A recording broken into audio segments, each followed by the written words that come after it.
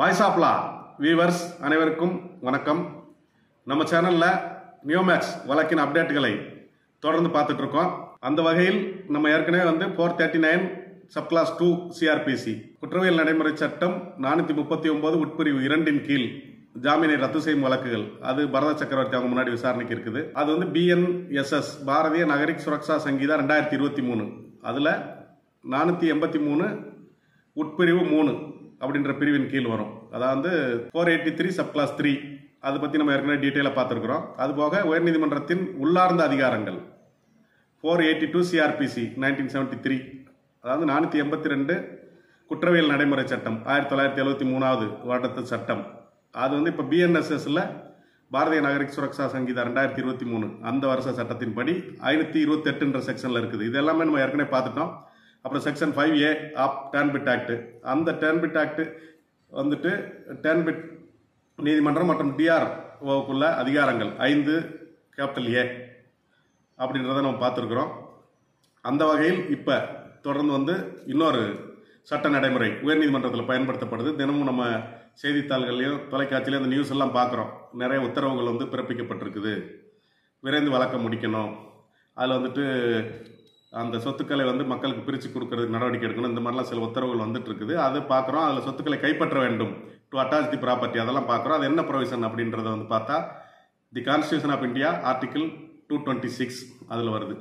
இந்த மதுரை உயர்நீதிமன்ற கிளையை பொறுத்த வரைக்கும் 482 சிஆர்பிசி 528 BNSS 2023 இந்த அதிகாரமும் மற்றும் article 226 of constitution of India இந்திய அரசியலமைப்பு சட்டம் சரத்து 226 நீதியரசர் மாண்புமிகு புகழேந்தி அவங்ககிட்ட தான் இருக்குது.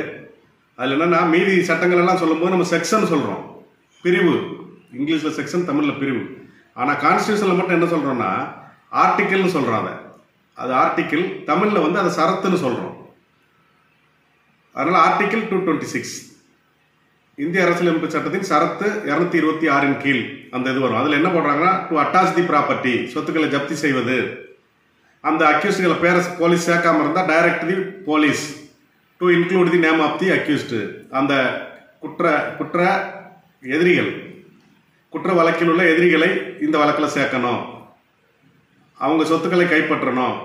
இந்த விசாரணை அதிகமான அதிகாரிகளை நியமிக்கணும். இந்த மாதிரிலாம் கேட்கறது 226லையும் கேட்கலாம் கான்ஸ்டியூஷனில். அது ஜெனரல் கிரிமினல் டைரக்ஷன் அப்படின்னு சொல்லுவாங்க. பொதுவான கிரிமினல் உத்தரவுகளை இந்த நீதிமன்றம் பிறப்பிப்பதற்கு அதிகாரம் இருக்குது. அந்த அதிகாரத்தின் கீழே நம்ம கான்ஸ்டியூஷன் பவர் 226ல் கேட்குறோம். அந்த அதிகாரத்தின் கீழும் இது வரும். இன்று ஒரு நடைமுறையை நம்ம பார்க்குறோம். அது என்னன்னா கான்ஸ்டியூஷன் ஆஃப் இந்தியா, இந்திய அரசியலமைப்பு சட்டம், அதன் சரத்துக்களின் கீழே உயர்நீதிமன்றத்தில் வழக்கு தொடுக்கிறாங்க. அது என்ன ப்ரொவிஷன் அப்படின்னு பார்த்தா 226 ஆஃப் கான்ஸ்டியூஷன் ஆஃப் இந்தியா, இந்திய அரசியலமைப்பு சட்டம் பிரிவு 226 அதில் வழக்கு தொடுக்கலாம். அது என்ன சொல்லுதுன்னா அது ரிட் ஜூரிஸ்டிக்ஷன். ரிட்ன்றது நீதி பேராணை. அப்போ அதில் ரிட் ஆஃப் மேண்டமஸ் அப்படின்னு போடுறோம். ரிட் ஆஃப் மேண்டமஸ் அப்படின்றது என்னன்னா செயலுறுத்தும் நீதி பேராணை. அரசு அதிகாரிக்கோ அல்லது அரசு துறைக்கோ அல்லது ஒரு பொது அதிகாரி, public servant, public institution, government, state government, central government, அந்த அரசு துறை நிறுவனங்கள் அதுக்கெல்லாம் ஒரு உத்தரவை நீதிமன்றம் பிறப்பிக்க முடியும். அது உயர் நீதிமன்றத்துக்கு அந்த அதிகாரம் இருக்குது. அதான் ரிட் ஆஃப் மேண்டமஸ். அந்த மேண்டமஸ்ன்றது செயலுறுத்தும் நீதி பேராணை அல்லது நெறியுணர்த்தும் நீதி பேராணை.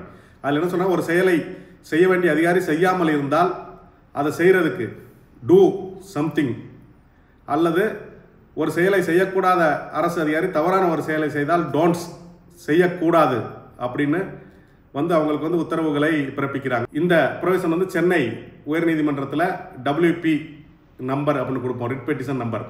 அப்போ மதுரையில் உள்ள அதே நம்பர் வந்துடும். அப்போ அதுக்கு என்ன பண்ணுறதுன்னா WP ப்ராக்கெட்டில் MD, ரிட் பெட்டிஷன் மதுரை அப்படின்னு சொல்லி WP MD அப்படின்னு நம்பர் கொடுக்குறாங்க. நம்ம ஏற்கனவே பார்த்தோம் 482 சிஆர்பிசி, அந்த 528 BNSS பாரதிய நகரிக் சுரக்ஷா சங்கீதா அது இன்ஹரண்ட் பவர்ஸ் ஆஃப் ஹைகோர்ட், உயர்நீதிமன்றத்தின் உள்ளார்ந்த அதிகாரங்கள். அதில் உயர்நீதிமன்றத்தின் அரசியலமைப்பு சட்டம் வழங்கிய அதிகாரங்கள் அதான் வந்துட்டு 226 கான்ஸ்டியூஷன் ஆஃப் இந்தியா. அது வந்து ஏற்கனவே சொன்ன மாதிரி மதுரையை பொறுத்த வரைக்கும் மாண்புமிகு நீதியரசர் புகழேந்தி அவர்கள் வந்து பார்த்துட்டு இருக்காங்க. அவர் முன்னாடி நிறைய வழக்குகள் வருதுன்னு நம்ம செய்தித்தாள்களையும் நியூஸ்லையும் பார்க்குறோம். அது என்ன ப்ரொவிஷன்னா இந்த 226 கான்ஸ்டியூஷன் ஆஃப் இந்தியா. அதில் வந்து என்னென்னா பொது அதிகாரி அப்படின்னு சொல்கிறவங்க யாருன்னு சொன்னீங்கன்னா டிஆர்ஓ, டேன்பிட் கோர்ட்டு, அப்புறம் வந்துட்டு இஓடபிள்யூ, இது போன்று மேலும் பல்வேறு செய்திகளை தொடர்ந்து நம்ம சேனலில் பார்ப்போம். அதுவரை இணைந்திருங்கள். நன்றி.